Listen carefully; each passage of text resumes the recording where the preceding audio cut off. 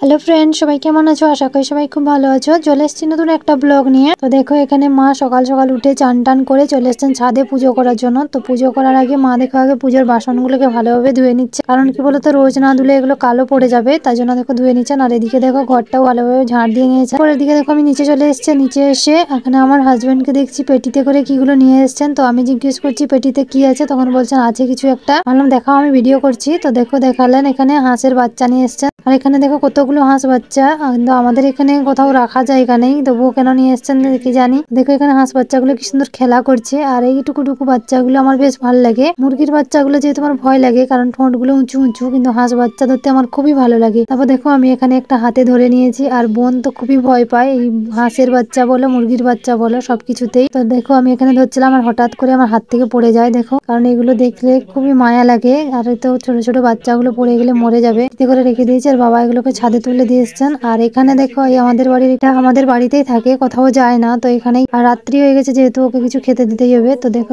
আমার হাজব্যান্ড একটা রুটি নিয়ে চলে এসছে। এই রুটি একটা খেলেই ও চলে যাবে, কিছু একটা খেতে দিতেই হবে, খাওয়া হয়ে গেলে ও ঠিক চলে যায়। এরপর এদিকে দেখো বাবা আমাদের জন্য সন্ধ্যাবেলা একটু চাউমিন বানিয়েছিলেন। আর এখানে বোন একটু গোপী গেছিল, তো ওখান থেকে ফুচকাও নিয়ে এসছে। বোন একটা একটা করে ফুচকা বানাচ্ছে।